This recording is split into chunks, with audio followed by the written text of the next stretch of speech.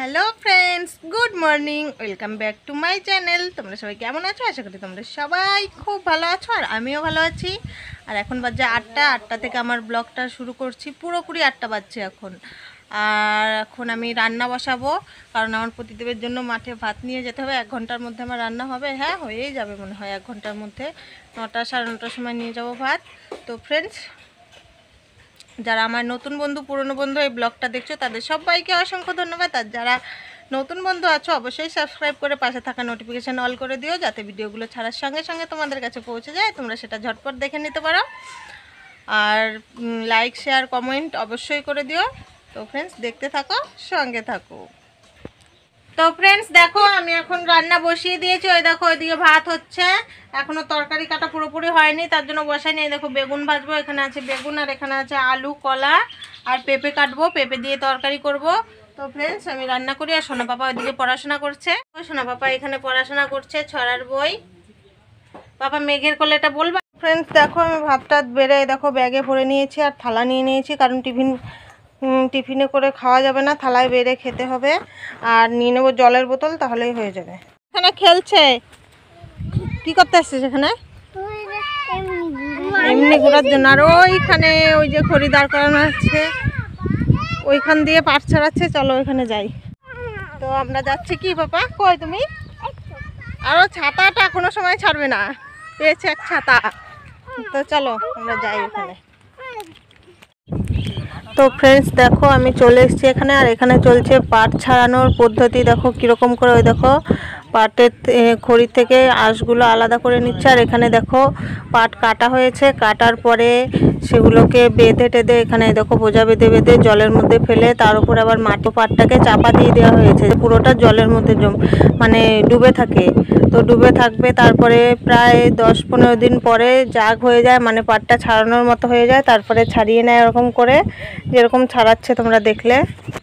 তো ছাড়িয়েই শেষ নয়, সেগুলোকে আবার পাটগুলোকে শুকোতে হয়। আর এই দেখো পাট ছাড়িয়ে ছাড়িয়ে এখানে পাটকাঠিগুলো রেখেছে, সেই পাটকাঠির ওপরে বসে আমার প্রতিদেব ভাত খাচ্ছে। এই পাটকাঠিগুলোকেও শুকোতে হয়, তারপরে শেষ। তো এখানে দেখো ভাত খাচ্ছে। তো সোনা পাপা বললো আমিও খাবো, তো ও বসে খাওয়া আরম্ভ করে দিয়েছে মাঠে এসে।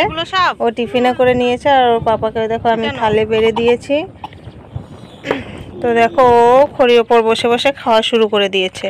আর খেতে খেতে দেখো বৃষ্টি চলে এসছে, কি করা যাবে। সোনা বাবার তো ছাতা সঙ্গী এখন সব সময়কার, ও তো ছাতা ছাড়বেই না। আর দেখো ছাতাটা এত সুন্দর করে ধরেছে, ওর খাবারেও জল পড়ছে না, আর গায়েও জল পড়ছে না। তোর জন্য ভিজবো আজকে, দেখ বৃষ্টিটা জোরেই আসবে।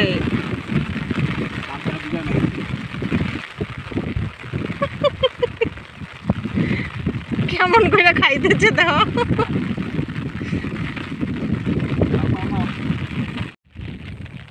তো ফ্রেন্ডস দেখো খাওয়া হয়ে গেছে এখন, আর সবাই হচ্ছে মাথলা মাথায় নিয়ে নিয়েছে, বৃষ্টিটা যাতে না পড়ে। ওই দেখো সবাই নিয়ে নিয়েছে মাথলা মাথায়। ফ্রেন্ডস দেখো, মাঠে ভাত দিয়ে চলে এসেছি, খেয়েছে, খাওয়া দাওয়া হয়েছে, তারপরে বাসন কোসনও নিয়ে চলে এসেছি। আমরা এখন খাবো। সোনা পাপা এখানে অল্প করে খেয়েছে, তখন আমিও খেয়ে নেবো। বলো তুমিও খেয়ে নেবা? ফ্রেন্ডস এখন বাজে 2:20। তো আমি ঘুমিয়ে পড়েছিলাম, 12টা 10 বাজে। সেই সময় খুব ঘুম পেয়েছিল, সোনা পাপা ঘুমায়নি। তো ঘুম থেকে উঠে এখন স্নান টান করলাম, 2:20 বাজে। আর আমার পতিদেবও চলে এসছে মাঠের থেকে, আর ওই যে খেতে বসে পড়েছে, আর আমিও খাবো এখন। তো ফ্রেন্ডস দেখো, আমি এখন সেলাই করতে বসে পড়েছি। আমি সেলাই করছি এখন কি বলতো, বালিশের কাভার। এই দেখো কুচি দিয়ে দিয়ে সেলাই করছি, একটা হয়ে গেছে, দাঁড়াও তোমাদের দেখিয়ে দিই একবার। ফ্রেন্ডস এই দেখো একটা কমপ্লিট হয়ে গেছে, এই যে কুচি দিয়ে দিয়ে করা। আর একটা এই দেখো করছি এখানে, এই দেখো কুচি দিয়ে দিয়ে করছি। তো ফ্রেন্ডস এখন বাজছে 9টা 11, আর আমি এতক্ষণ ব্লাউজটা সেলাই করছিলাম, সেলাই না আর কি, ব্লাউজে হুক লাগাচ্ছিলাম। এখন বাজছে 9টা 11, তো আমি ব্লাউজে হুক লাগাচ্ছিলাম এতক্ষণ। যে ব্লাউজটা করেছি নেভি ব্লু কালারের, তো ওটা হুক ঘাট করা সব কিছুই কমপ্লিট হয়ে গেছে। আর খাওয়া দাওয়া হয়ে গেছে, ব্লাউজ সেলাই করার আগেই খাওয়া দাওয়া করে নিয়েছে। আর সোনা পাপা ওই দেখো শুয়ে পড়েছে, তাকে ওইদিকে পাপা ঘুমিয়ে পড়লা নাকি? এখনই ঘুমিয়ে পড়ে নাই, ঘুমিয়ে পড়েছো? একটু তাকাও, গুড নাইট বলে দাও ফ্রেন্ডসদের। এখনই শুলো, বদমাইশি করছে, কথা বলবে না। তো ফ্রেন্ডস, আজকের মতো ব্লগটা এখানেই শেষ করছি। তোমরা সবাই খুব খুব ভালো থেকো, সুস্থ থেকো এবং আনন্দে থেকো। Good night, bye bye.